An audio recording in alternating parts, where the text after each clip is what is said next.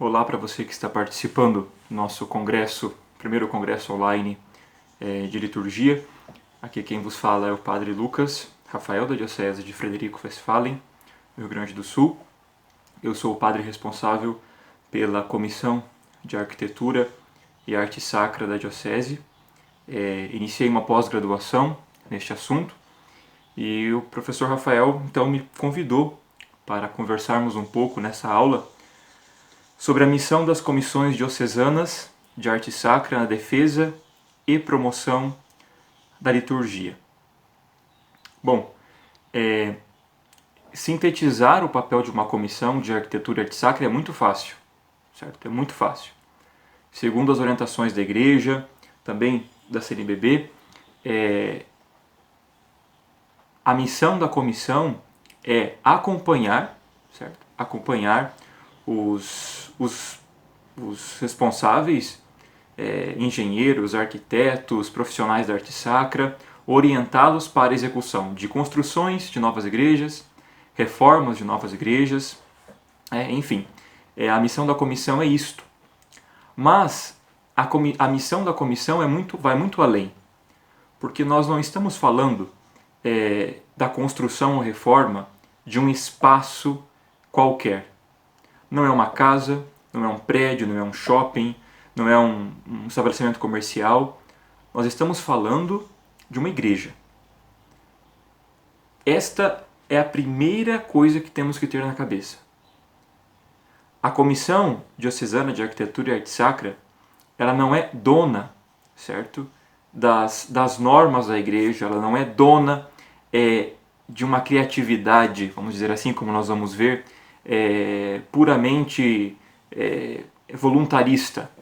Né? Não é aquilo que nós vamos fazer, não é aquilo que nós vamos construir, não são as nossas ideias. Né?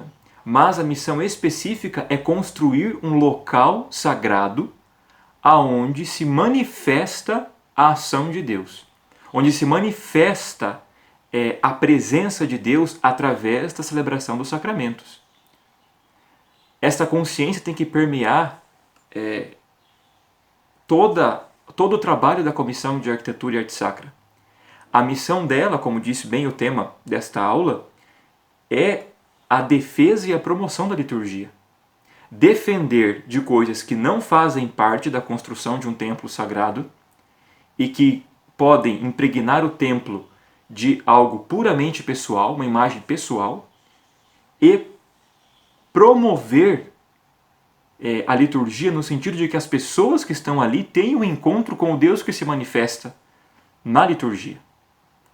Então, a missão da comissão é como se fosse a ponta de uma lança. Certo? Ela vai abrir o caminho para que o encontro de Deus com as pessoas possa acontecer dentro da ação sagrada, através da beleza do templo, através da funcionalidade do espaço, pela bem disposição dos locais de celebração.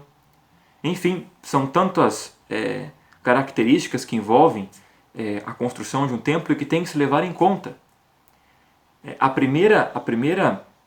E dentro de tudo isso, temos que ter em conta principalmente que é a liturgia quem define o espaço sagrado. Certo? Quando nós vamos construir uma igreja, nós devemos ter em conta principalmente, primeiramente, isso todos os manuais de liturgia, de arquitetura e arte sacra nos mostram, o pontifical romano. O pontifical romano da dedicação de uma igreja. Porque ali, pela pontifical romano, pela introdução geral do missal romano, nós conseguimos destilar a teologia do espaço sagrado. É o rito quem vai nos dizer como deve ser o altar e sua disposição, a sede e sua disposição, o ambão e a sua disposição e a sua função, a assembleia, o presbitério, o santuário, por assim dizer, a nave da igreja, a disposição das imagens, a disposição das pinturas sacras, dos confessionários, da pia batismal. Ou seja, é a liturgia, é da liturgia que emana o espaço sagrado. Por exemplo, em um projeto, o que nós deveríamos, por primeiro, centrar é o local do altar. É isso que eu estou querendo dizer. Para que, então, a liturgia tenha a sua força de promoção e, através de todo esse espaço sagrado, as pessoas possam, através desse véu, da liturgia, adentrar ao Santo dos Santos e ter um contato com Deus. Então essa é uma pequena introdução, um pequeno resumo para nós entendermos então qual é a missão, né, da Comissão de Arquitetura de Sacra em Defesa e Promoção da Liturgia. Mas vamos nos aprofundar agora em alguns assuntos. Tá? Primeiramente, eu gostaria não de trazer comentadores, eu quero ir direto, certo, ao Concílio Vaticano II, à Constituição Sacrosanctum Concilium, nos números 730, tá, do compêndio dos documentos do Concílio Vaticano II, o número 730 e dentro da Constituição o número 122. Mas antes de adentrarmos o assunto do concílio e vermos os parágrafos específicos que tratam da arte sacra e da função das comissões, eu gostaria de abordar algumas ideias que foram transmitidas, certo, neste período de tempo e que atingiram em cheio, atingiram assim de forma quase de um bombardeio, né, a nossa mentalidade e as construções das igrejas hoje, e também algo que atingiu as comissões de arquitetura e arte sacra, tá? Algumas delas, não todas. Primeiro, algo que não vou me deter aqui, porque graças a Deus nós tivemos um grupo exímio de professores que estão dando aula nesse congresso online de liturgia. Nós sabemos que uma mentalidade entrou no concílio, a mentalidade de ruptura, tá? De ruptura com a tradição da igreja. Então, o que acabou acontecendo, né? Dentro de tantas partes, né, que essa ruptura entrou, seja na dogmática, seja na liturgia, não sei, seja nos sacramentos, seja na moral, enfim, nós vamos tratar aqui da ruptura que aconteceu dentro da arquitetura e arte sacra. Ou seja, também existiu um movimento de ruptura, ou seja, tudo o que existiu antes, certo, tem que ser rompido e temos que começar do zero.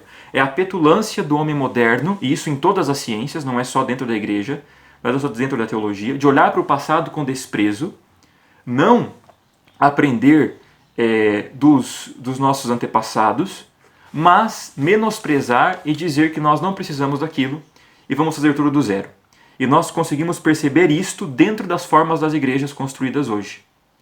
Tá? Em todo o decorrer dos séculos, desde a igreja primitiva, certo? Passando pelas basílicas, pelo estilo românico, depois pelo estilo gótico, temos o barroco, o clássico, o neoclássico, o neogótico, enfim, são tantos estilos que sim, são frutos da sua época, mas sempre a ideia que perpassava a construção de todo esse espaço era a mesma. Nós vamos ver que dentro de um corpo de uma igreja basílica, gótica, neogótica, neoclássica, o que está por trás é a liturgia e o sacrifício da missa. Tá? A celebração dos sacramentos, o encontro com Deus. E o estilo da igreja, a forma como ela era construída, tá? Em forma de cruz, em forma de corpo sepultado, tá? São tantas formas que a igreja foi tomando ao longo dos séculos, mas a ideia permaneceu sempre. Sempre permaneceu. Tá? A ideia do que é uma igreja. Mas a ruptura, muitos, não todos, muitos aderiram a essa ideia de que é preciso fazer tudo do zero. É preciso inventar uma construção nova, é preciso adentrar a modernidade com um estilo de igreja totalmente novo que nunca se viu em nenhum século da igreja.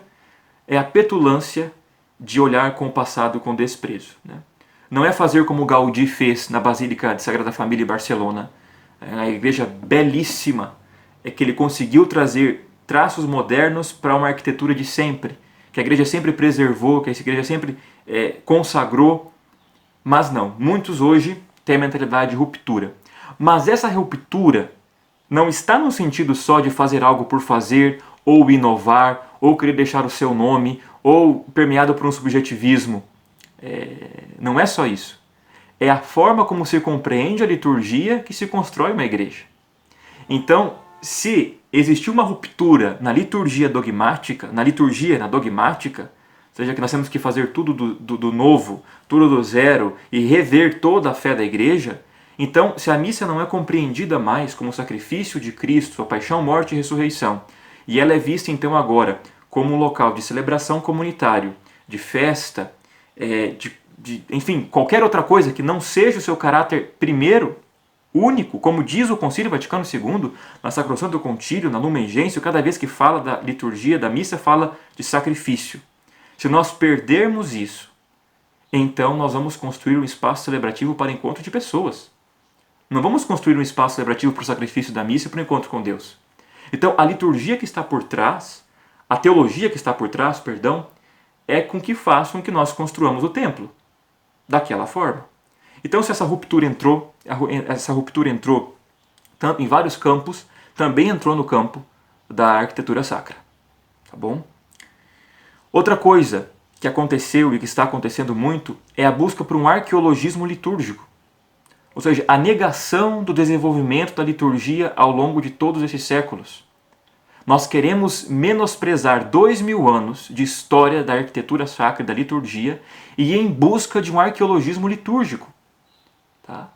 Nós irmos à igreja primitiva e tudo o que a igreja primitiva fazia, aquilo lá era o essencial, era o certo, e nós temos que voltar para lá correndo e nós negamos todo o auge da cristandade.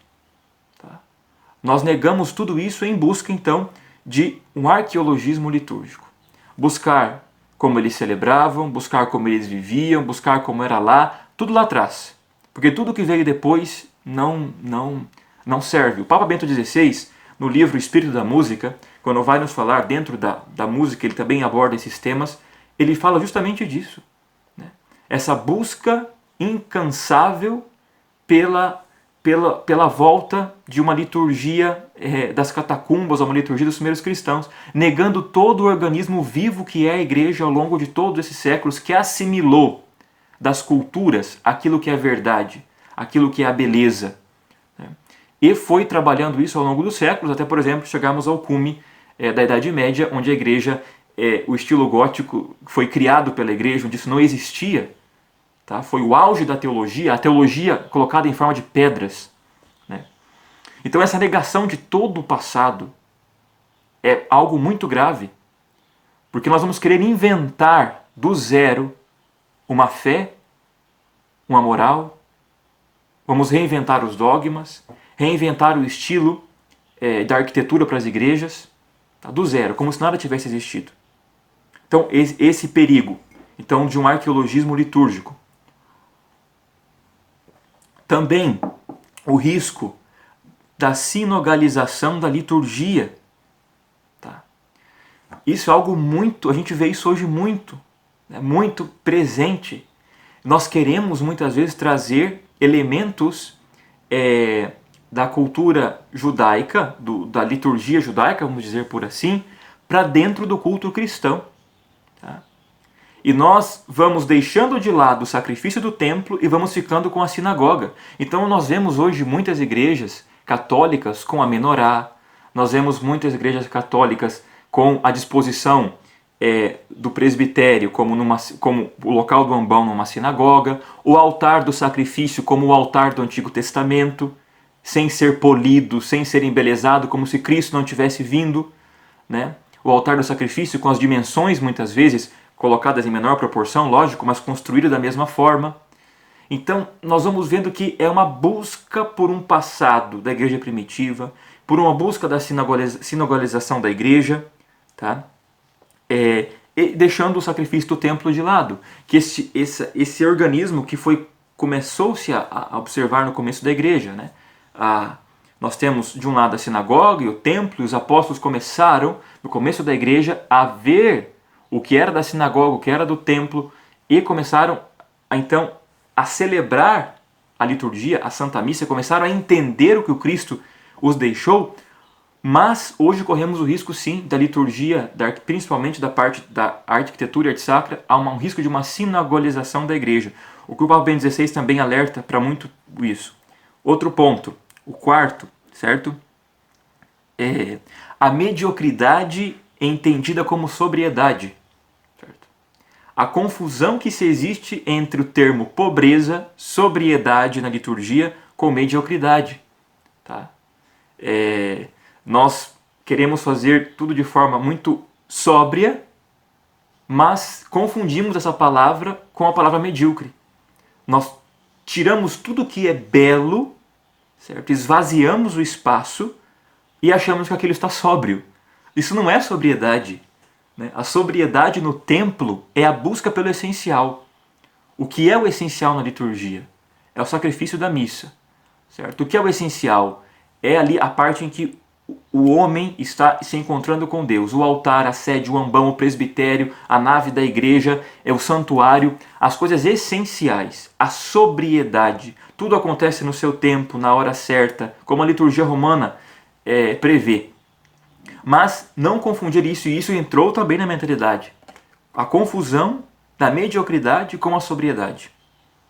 Outra coisa que entrou, isso é algo que entrou não só dentro da igreja, entrou em vários campos, dentro da arquitetura também. É o funcionalismo puritano da liturgia pragmática. Isso é o termo que o Papa Bento XVI usa no livro O Espírito da Música. Isso quer dizer o que, meus irmãos? Que é um funcionalismo que ele tem que ser, ou seja, se não é funcional, certo? Se não é funcional e se não serve, né? Se não está ali numa constante, se não serve para aquele momento, então é descartado, certo?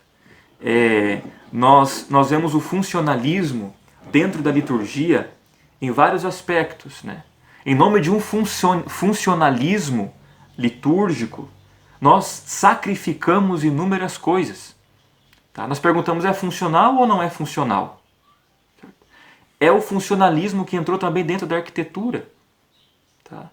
É o mínimo necessário, entendido esse mínimo como sobriedade, como clareza, né? E não é. E dentro disso, esse funcionalismo ele vai tomando conta. Tá? Esse funcionalismo pragmático vai tomando conta, e puritano, porque é algo como se fosse consagrado, dito, e não se pode mudar. Não se pode mudar. E nós sabemos que nós não estamos em nome do funcional. Nós não estamos de forma alguma em nome do funcional. Em nome do funcional, repito, são sacrificadas inúmeras construções de igrejas, inúmeros espaços que são construídos ou reformados em nome de um funcionalismo. Tá? Em nome de um funcionalismo.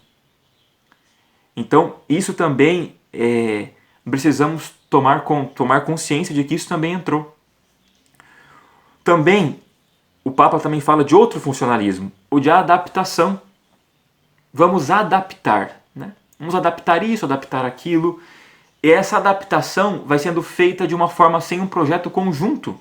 Isso também entrou na mentalidade, né? Nós vemos tantas igrejas que vão sendo adaptadas, elas vão sendo consertadas, elas vão sendo reformadas sem um projeto único, sem um projeto de reforma íntegro que pode ser executado por partes, né? Executado em partes, mas seja um projeto único que tenha e que brote desse projeto, como eu disse no começo, a teologia do espaço celebrativo.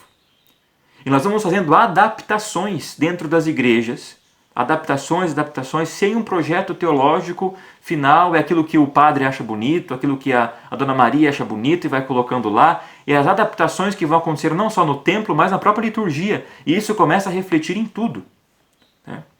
Então esse funcionalismo de adaptação, vamos adaptando a igreja, a liturgia, ao nosso gosto, ao nosso bel prazer, né? Outro perigo, né, que nós encontramos é o protestantismo da liturgia, tá? E dos artistas. Isso aqui é algo que entrou muito bem. Teve alguns dias atrás, eu estava olhando as redes sociais e eu vi uma artista, certo? Ela estava com a Bíblia aberta, certo? A Bíblia aberta. E do lado, desenhando uma imagem para pintar numa igreja, a partir de um evangelho que ela leu. Com isso, eu somei uma outra arquiteta que me mandou uma mensagem esses dias, dizendo assim: padre, eu fui construir uma capela do Santíssimo, eu li aquele evangelho da Samaritana e achei muito bonita aquela passagem do encontro de Jesus no poço, aquilo mexeu comigo, e eu construí uma capela assim. Né? Um poço, o sacrário dentro de um poço, Jesus, que é água viva, está dentro do poço, então eu coloquei o sacrário dentro do poço, aquilo diz muito para mim, né, etc.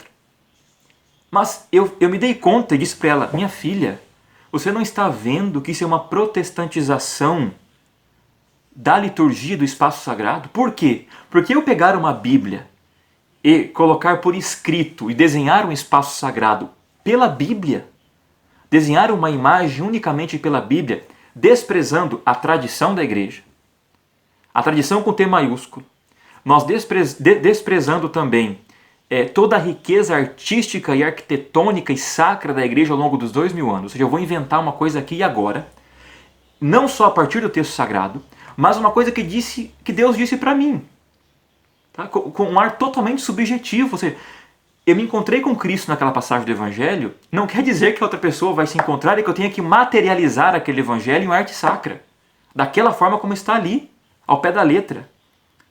Esse essa ideia entrou dentro da igreja. Entrou em cheio dentro da igreja.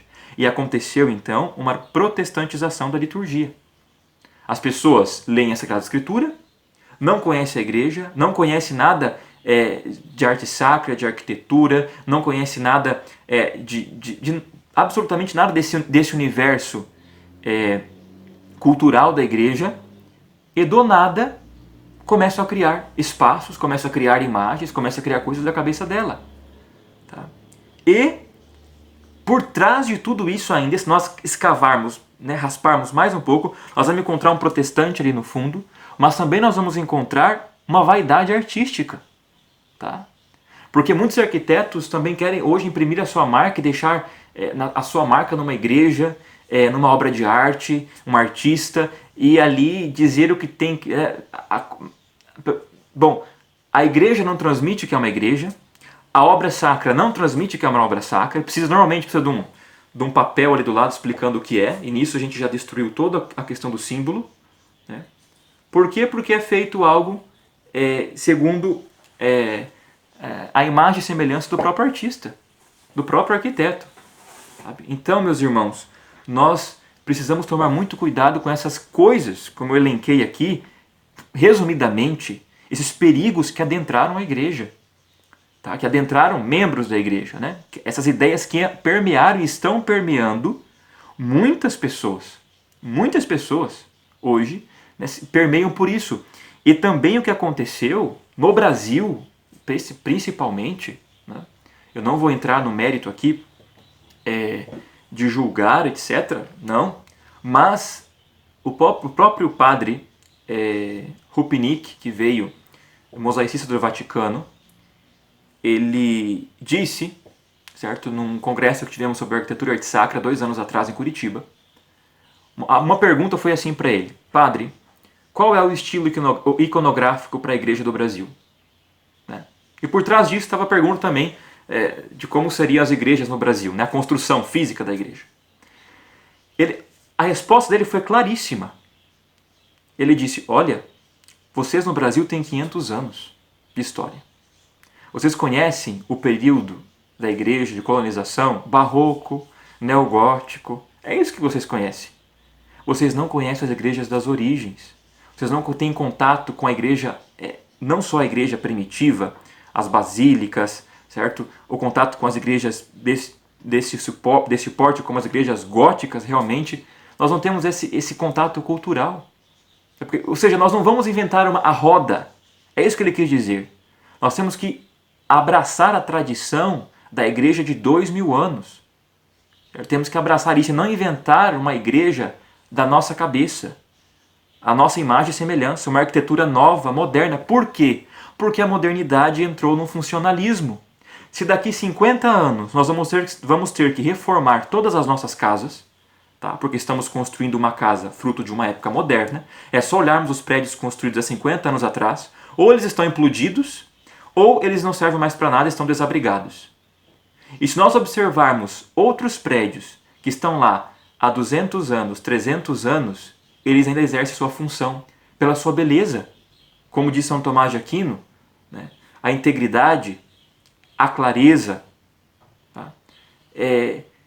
tudo isso permeia a beleza, faz parte da beleza. E se não se possui essas características, tá, da integridade, da harmonia, da clareza, como diz São Tomás, então realmente aquilo deixa de ser belo e passa a ser fruto de um tempo, tá? Fruto de uma beleza subjetiva. Ou seja, que a pessoa acha que aquilo é bonito e constrói aquilo. E se isso funciona para todos os prédios, tá, que eram de concreto, agora estão sendo de vidro, daqui a alguns anos não sei o que vai ser, mas as igrejas também. Se nós estamos construindo igrejas durante todo este tempo, certo? Mergulhadas neste mundo moderno, no sentido de bebermos de tudo dele, sem termos uma crítica, então daqui 50 anos nós vamos reformar todas as igrejas nossas. Todas elas. Por quê? Porque é fruto de um funcionalismo. É fruto de um funcionalismo. É fruto de um tempo em que não é sólido. Enquanto a Catedral de Milão, enquanto a Basílica de São Pedro, enquanto a Notre Dame de Paris, né, é visitada mesmo em ruínas, certo? Em todo este tempo, quem visitará as nossas igrejas daqui a 10 anos? Quem? Essas igrejas que eu disse são visitadas por católicos e não católicos, por cristãos e não cristãos, pela beleza que eleva o homem a Deus. E se isso não acontece, então é fruto de um tempo, certo? E que daqui a alguns anos ninguém vai mais lembrar disso, ou vão ter que passar por reformas como todas as casas, que muitas já estão sendo reformadas. Tá? Porque cada dia surge uma ideia nova, fruto de um tempo, fruto de um momento, de algo que é puramente funcional e precisa ser trocado o mais rápido possível. Porque já não serve. Não é algo sólido e duradouro. Por quê? Porque não tem objetividade, não tem clareza, não tem integridade, não tem harmonia. Tá? Então, tomar muito cuidado com essa mentalidade que entrou. Mas não foi isso que o concílio nos disse. Tá? Não foi isso que o Vaticano II nos deixou. Tá? E nós vamos agora ler cada ponto, que são poucos, são 3 pontos, se não me engano, que nós vamos estudar, que nos fala do que o Vaticano II quis com a promoção, então, das comissões de arquitetura e arte sacra. Né? Então, no ponto número 22, 730, o parágrafo, né? E o número 122 da Sacrosanto Concilium, nos diz assim: entre as mais nobres atividades do espírito humano, encontra-se com todo o direito as belas artes, principalmente a arte religiosa e sua melhor expressão, a arte sacra. Por sua própria natureza, estão relacionadas com a infinita beleza de Deus, a ser expressa de certa forma pelas obras humanas. Tanto mais podem dedicar-se a Deus, a seu louvor e à exaltação de sua glória, quanto mais distantes estiverem de todo o propósito, que não seja o de contribuir poderosamente na sincera conversão dos corações humanos a Deus. Por isso, a Santa Mãe Igreja sempre foi amiga das belas artes, procurou continuamente o seu nobre mistério e instruiu os artífices, principalmente para que os objetos, pertencentes ao culto divino, fossem dignos, decentes e belos, sinais e simbolismos das coisas do alto. Até a Igreja se considerou, com razão, juiz sobre elas, julgando entre as obras de arte quais convinham à fé, à piedade, às leis religiosamente estabelecidas e quais eram consentâneas ao uso sagrado. Então, esses parágrafos são belíssimos. Tá? Aqui nos dão o norte, a função da arte sacra, e aqui está a beleza das comissões de arquitetura e arte sacra, é fazer com que as coisas belas, seja pela arquitetura, seja pelas obras de arte, pela arte sacra, façam com que essas coisas que participam da beleza, do belo por excelência, que é o próprio Deus, elevem as almas ao encontro com Deus. Esta é a função da beleza. Esta é a função da liturgia, elevar as almas até Deus. Elevar o homem até Deus. E essas coisas participam. E a igreja, ao longo de todos esses anos, como diz o concílio, ela orientou os artistas, ela deu norte aos artistas, ela mostrou o rumo a eles, dizendo, olha, por aqui sim, aqui está o caminho da beleza, aqui está o caminho do encontro com Deus. E às vezes a igreja diz, não, aqui não está o caminho da beleza, aqui não está o encontro com Deus. Né? Dizendo, isso é feio, isso não faz parte da liturgia, isso não pode estar aqui dentro, como ela fez com a música, como ela deu uma resposta à música. Quando começou a se colocar melodias profanas dentro da liturgia, a igreja disse, não, isso não faz parte. Isso não faz parte. E hoje a igreja também tem esse dever de dizer, olha, isso não faz parte de uma arquitetura católica, de uma igreja. Isso parece qualquer coisa, uma usina nuclear, um teatro, isso parece, não sei, um bolo de aniversário, menos uma igreja. Menos uma igreja. Meus irmãos, o senso comum é o que diz mais alto. Se você pega uma foto de uma igreja moderna hoje, leva no interior e mostra para uma pessoa, ela vai dizer qualquer coisa menos que uma igreja. E você pegar foto de uma capela com uma torre, com um sino, levar para ela, ela vai dizer, é uma igreja. Porque isso está dentro do nosso imaginário, que permeia séculos o que é uma igreja. E hoje nós queremos mudar isso. Nós queremos mudar isso de uma forma brusca. Eu não estou negando que a modernidade, que muitas coisas hoje nós podemos sim colocar dentro das arquiteturas das nossas igrejas. Tem arquitetos e artistas muito bons, inclusive no Brasil, que estão conseguindo fazer esta ligação, não de ruptura, mas uma continuidade com a tradição de 2000 anos, com a modernidade. Mas contribuindo com tudo isso para esse avanço. E a igreja, como eu disse, como diz o concílio, tem o papel de dizer, olha, por aqui não, por aqui sim. Isso participa da beleza divina, isso atrai, isso eleva para Deus. E a missão, então, da arte sacra é elevar as almas para Deus. Elevar. Tá? Porque é todo um conjunto, meus irmãos. É todo um conjunto. Numa igreja, nós temos que entender que a liturgia não é o rito. A liturgia não é somente o rito. Tá? O rito é importantíssimo e é o coração. Certo?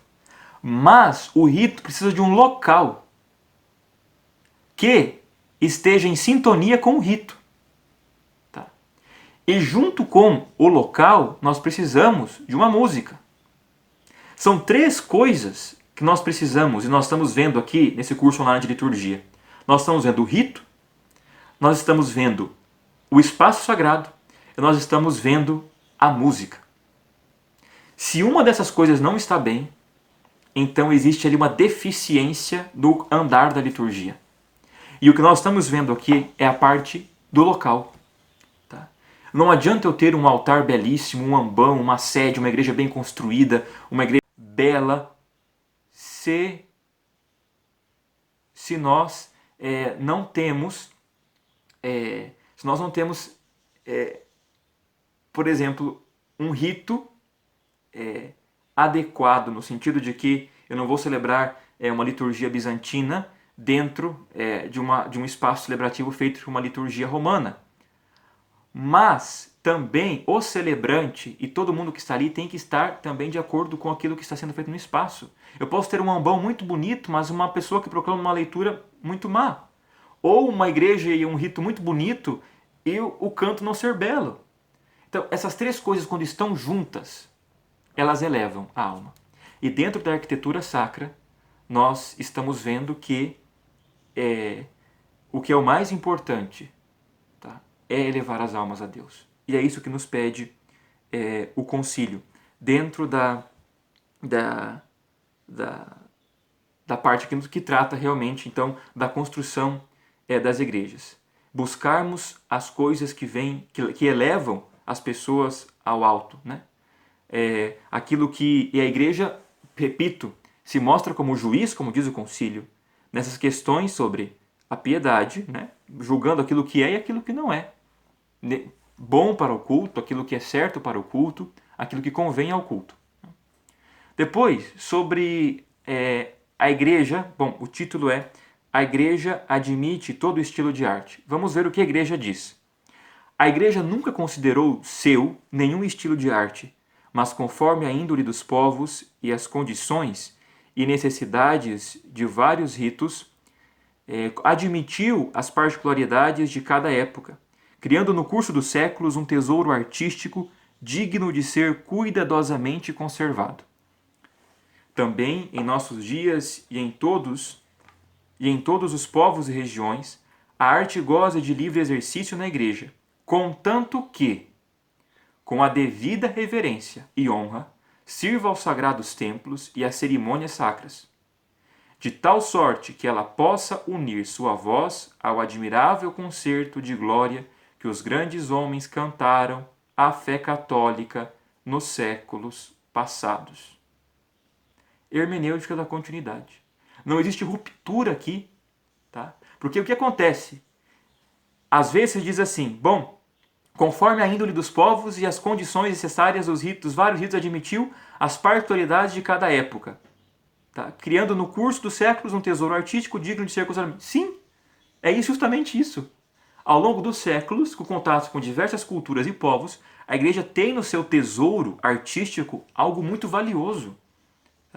E hoje ela continua fazendo isso, mas aqui nós vemos algo importantíssimo. Contanto que, com a devida reverência e honra, sirva aos sagrados templos e às cerimônias sacras, para unir a nossa voz, a voz de todo o cortejo de 2000 anos que nos precederam. A unir a nossa voz à voz deles. Existe um critério, é isso que eu quero dizer. Existe um critério para a arte sacra e para a construção de uma igreja. Não é algo a revalia, não é algo a bel prazer, não é algo a revelia, perdão, não é algo que eu quero fazer a hora que eu quero, do jeito que eu quero, embebido de uma novidade moderna, de um desprezo do passado. Não é isso. Existe critério. Existe critério para se construir uma igreja. Existe critério para pintar um ícone. Existe critério para fazer esculpir uma escultura. Existe critério para a disposição de um altar, de um ambão, de uma sede. Existe critério para tudo isso. Tá? Não é só em relação a um projeto de local, onde fica cada coisa. Não é isso. Mas é a beleza com que é feita cada coisa. Tá? A beleza com que é feita cada coisa. Esses dias eu tive um contato também com uma amiga minha que disse assim, padre, eu fui visitar minha família e a nossa igreja era tão bonita, tão bonita. E agora ela entrou na igreja e era tudo branco. Branco, branco. Ela disse assim, padre, parece um hospital. Uma pessoa simples disse isso pra mim. Padre, eu me senti tão mal porque eu não tinha mais imagens.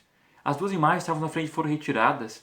Tudo foi retirado e ficou tudo branco. O que é isso? Isto é levar ao pé da letra uma sobriedade que não existe, para se concentrar no essencial. E em nome disso se sacrificam igrejas belíssimas, cometendo um anacronismo litúrgico. Tá? Colocando em igrejas de 200 anos, 300 anos, uma pseudo-reforma litúrgica dentro delas. Então você tem igrejas kinderovos hoje em dia. Você por fora é muito, muito linda, belíssima, você entra, é uma outra coisa. O espaço não condiz, as paredes, a arquitetura não condiz com aquilo que está ali. Você tem um altar moderno numa igreja barroca. Tá? Então, sabe, é esse tipo de coisa, esse tipo de desconexão com essas vozes do passado que nós criamos hoje, esse ato que nós criamos dentro da arquitetura sacra e da arte sacra. E que nós devemos reconsiderar isso. Né? O Brasil, principalmente, porque o Brasil consagrou um estilo de liturgia e de reforma litúrgica. E isso o padre Rupinic também disse a nós. No Brasil nós tivemos o artista sacro Cláudio Pastro, tá? Fez o seu trabalho, não vou entrar aqui no mérito dele, não vou entrar aqui em discussão sobre ele, é um homem que entendia muito bem de liturgia e tinha uma espiritualidade muito grande, né? Mas não vou entrar aqui em questão de gosto pessoal, mas ele não é o critério para construir igrejas no Brasil. Não é. É isso que nós temos que nos dar conta. Os artistas no Brasil têm que respirar. Os artistas e os arquitetos têm que respirar, ter uma liberdade moderada dentro da tradição da igreja para a construção das igrejas e não se prender a expoentes, se prender a pessoas e dizer que agora esse é o critério e essa é a norma, porque não é. Tá? Não é. Então, vamos tomar cuidado com isso, tá? Para nos fecharmos e construirmos uma coisa só. De aqui em diante tem que ser assim, assim, assim, assim, assim. Não, não é isso. Nós gozamos de uma liberdade moderada, desde que, como disse o primeiro ponto, eleve as pessoas a Deus ao sumamente bom, belo e verdadeiro, pela beleza das igrejas da arquitetura sacra, e também que unamos a nossa voz à tradição dos 2000 anos, como critério disso. Tá? E então, aqui vem a parte que toca principalmente a liberdade. Liberdade artística controlada pela sua finalidade, isso diz o concílio. Cuidem, tá, os ordinários, ou seja, os bispos, que promovendo e incentivando a arte verdadeiramente sacra, ou seja, existe uma falsa, tá, visem antes a nobre beleza que a mera suntuosidade. Aqui já está muito bem claro. O que se há de entender também das vestes sacras e dos ornamentos. Tomem providências os bispos que as obras de arte que repunham à fé e aos costumes, à piedade cristã e ofendem o verdadeiro sentido religioso, quer pela deturpação das formas, quer pela insuficiência, mediocridade e simulação da arte, sejam cuidadosamente retiradas das casas de Deus e dos demais lugares sagrados. Ao se construir igrejas, cuide-se diligentemente que sejam funcionais, tanto para a celebração das ações litúrgicas, como para obter a participação ativa dos fiéis. Vamos por partes. A primeira parte, tá? Falam que é para os bispos, que são responsáveis. Os bispos são os presidentes das comissões de arquitetura e arte sacra numa diocese. Ele é o presidente. Tá? Os projetos passam por ele também, para que ele possa avaliar. E é dever deles, como diz o concílio, cuidar para não acontecer uma deturpação das formas, não acontecer uma insuficiência, uma mediocridade, uma simulação da arte. E, meus irmãos, o que nós vemos hoje são essas coisas acontecendo dentro das igrejas. Infelizmente, nós vemos isso acontecer. Imagens sem forma, coisas deformadas, tá? Coisas insuficientes, medíocres, simulações de arte, é o que nós vemos hoje, dentro das nossas igrejas. Infelizmente, é isso que nós temos observado hoje. Tá? Por todas essas ideias que eu disse no começo que foram permeando e que nós hoje nos achamos que tudo está tudo bem, não tem problema nenhum. Não, não é assim. Tá? E também a elevação. Tá? A elevação das pessoas a Deus, como eu disse antes, perpassa por tudo isso. E não vamos esquecer que no Êxodo, tá? Nós temos o Papa Bento XVI, na página 64, do Espírito da Música, ele nos diz assim: não é por conta própria que os artistas descobrem o que poderia ser belo e digno de Deus. O homem não é capaz de descobri-lo por si próprio. É Deus quem comunica a Moisés tanto os mínimos detalhes da forma e da disposição do santuário. A criação artística reproduz o modelo exposto pelo próprio Deus. Ela supõe um olhar para o arquétipo. Ela é a transposição de uma contemplação para o mundo sensível. A criação artística, tal como vista pelo Antigo Testamento, é fundamentalmente diferente da criatividade tal como concebida no mundo moderno. Aquilo que nós qualificamos hoje como criatividade consiste em fazer algo que nunca foi feito ou pensado por outrem. A invenção daquilo que nos é totalmente próprio e novo. A criação artística, no sentido do livro do Êxodo, é, ao contrário, um olhar com Deus, uma participação em sua atividade criadora. Ela consiste em fazer surgir a beleza já presente em estado latente na criação. Os artistas foram inspirados por Deus para construir o santuário e colocar lá as imagens que Deus mandou fazer.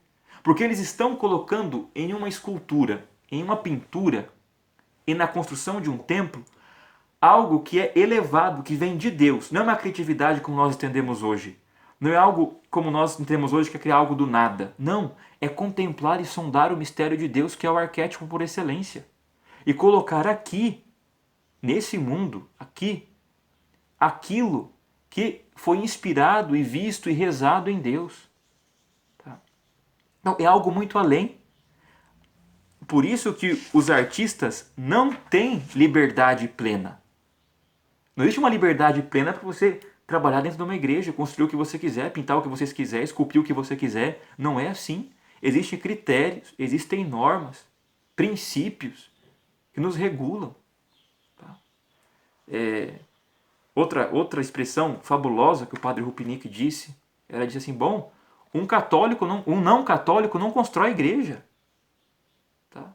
É a mesma coisa de você pedir para um poeta escrever uma poesia para sua esposa. Sendo que por mais que você não entenda nada de métrica, você não entenda nada de poesia, você escrever uma poesia para sua esposa tem muito mais valor porque você a ama. Como um não católico, meu Deus do céu, vai construir um espaço sagrado se ele não tem vida litúrgica, não tem vida cristã, não tem vida sacramental? Como ele vai colocar em concreto, né, ali algo que ele não reza, algo que ele não vive, algo que ele não tem contato, menor coisa íntima? Como é que você vai pedir para um artista não cristão fazer algo, tá, para uma igreja em nome, tá, em nome de um funcionalismo, tá, em nome de tantas coisas? Como eu disse, nós sacrificamos. Por essa razão, meus irmãos, vamos olhar com carinho para isso. O concílio ainda continua. Firme permaneça o costume de propor nas igrejas as sagradas imagens, a veneração dos fiéis. Contudo, sejam expostas com moderação quanto ao número, com conveniência quanto à ordem, para que não causem admiração ao povo cristão, nem favoreçam devoções menos corretas. O concílio não pediu para fazer uma procissão de dentro das igrejas e levar até o mar e jogar as imagens fora. Não foi isso que o concílio pediu. O concílio pediu moderação e diz para permaneça o costume da veneração das imagens aos fiéis. E o que nós temos hoje é tira tudo que é católico. Tira o sacrário, tira as imagens, pinta a parede das igrejas, fica o altar, o ambão, pronto. E nós temos uma igreja protestante. Tá? Então, vamos tomar cuidado, meus irmãos. Tomar muito cuidado com isso. Com esse espírito, tá, que entrou dentro de nós, infelizmente, e que nos permeia hoje. Que permeia. Por essa razão, então, as comissões de arquitetura e arte sacra têm essa missão de defender a liturgia contra todos os ataques. Tá? Porque vai chegar, o papel da comissão é assim, nós somos formados por engenheiros e arquitetos, o sacerdote, 2 padres normalmente, mais um artista sacro da diocese. Tá? Se a diocese possui bens culturais, igrejas de certa forma tombadas, então também tem que ter um membro que participe, né, junto desses órgãos.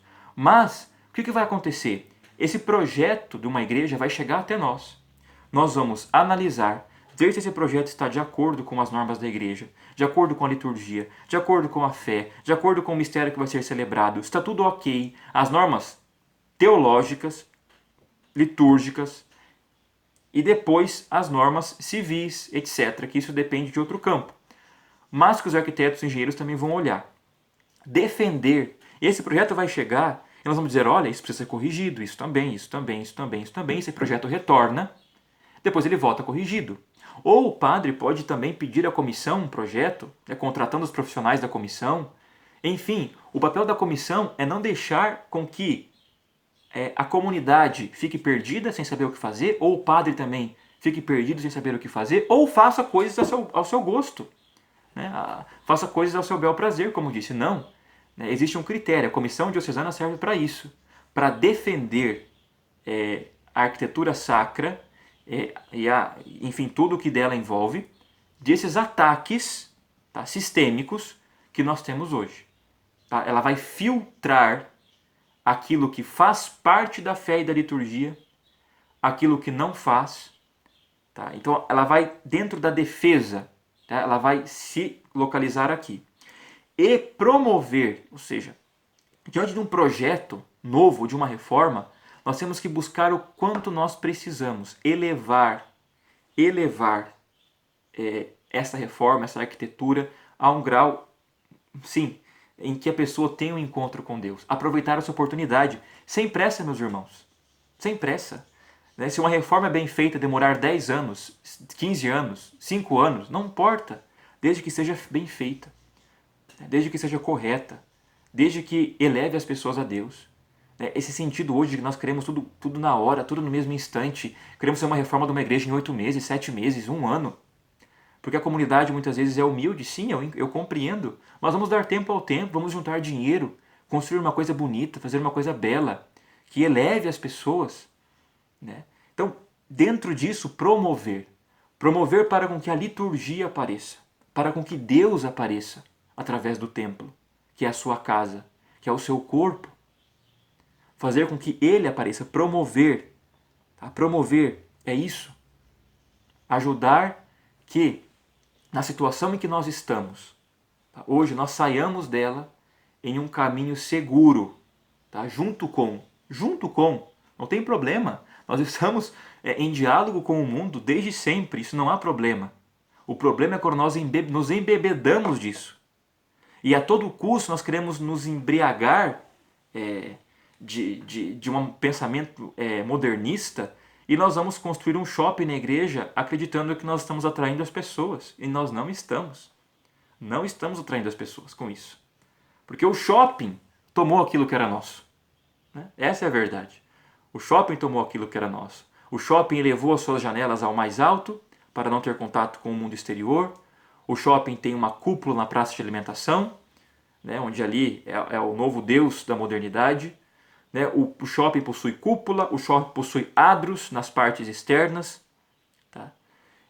O shopping possui inúmeras coisas, até a forma dele muitas vezes parece mais com uma igreja do que as nossas igrejas. Mas enfim, é isso que eu quero dizer. Promover para com que as pessoas consigam ter um contato mais íntimo com Deus. Tá? Promover a liturgia, elevar pela construção do espaço sagrado. Tá? Então, nós precisamos, meus irmãos, você agora que faz parte de uma comissão de arquitetura e arte sacra, você que está pensando, né, ali em fazer parte na sua diocese, ou você que quer ajudar, né, primeiro, vamos estudar. Vamos estudar. Estudar o bem patrimonial da igreja. Estudar igrejas que formaram milhares de santos, que fizeram milhares de santos. Igreja que estou dizendo aqui enquanto construção mesmo. Santo Agostinho se converteu entrando na Catedral de Milão e escutando uma música, um canto gregoriano. Tá? E converteu um homem que é um baluarte da nossa fé. É uma coluna da nossa fé. Então, uma pessoa entrar numa igreja, ela pode se converter e ali nós temos um santo. Meu Deus do céu, que missão belíssima é esta de construir a casa de Deus. Que missão belíssima é poder ajudar nisso. Poder beber a tradição da igreja, ver o que deu certo, o que deu errado e ajudar na promoção, ajudar a promover isso, ajudar a defender contra os ataques do inimigo que hoje atacam muito a nossa arquitetura, ataca a arte sacra, querendo que nós nos rebaixemos mais, né, ao mundo e não elevemos o mundo. Que nós entremos nesta corrente e não saiamos dela. Não, meus irmãos, não.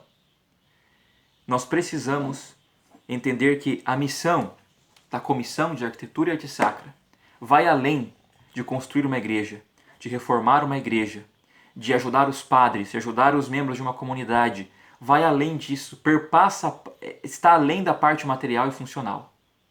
A missão é fazer com que as pessoas se encontrem com Deus.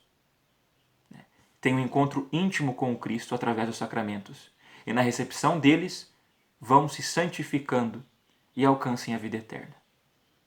Esta é a missão belíssima de uma comissão que trabalha para Deus, que trabalha como trabalhou Moisés, que trabalha como trabalhou Gaudí, que está em processo de canonização e beatificação, que vai ser padroeiro dos arquitetos, se Deus quiser, que entendeu que aquela igreja era o projeto da sua vida, que entendeu que aquela igreja Por mais que demorasse, que ele não ia ver ela pronta, mas que ali muitas pessoas iam se encontrar com Deus.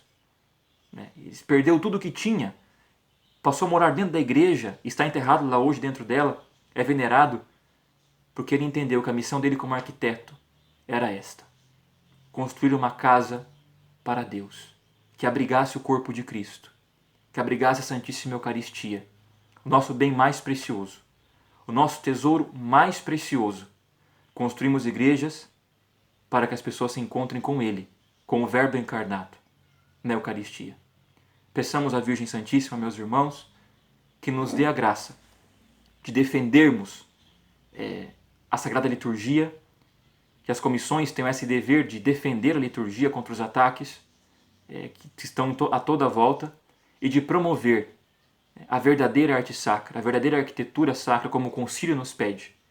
Não comentadores, não leitores, não intérpretes, não aquilo que diz, mas olharmos os documentos, por isso que eu quis ler para vocês, olharmos os documentos na raiz, ali o que o Concílio quis dizer, e daqui em diante buscarmos um respiro, uma solução, e aqui em nossa diocese, graças a Deus, nós temos feito isso.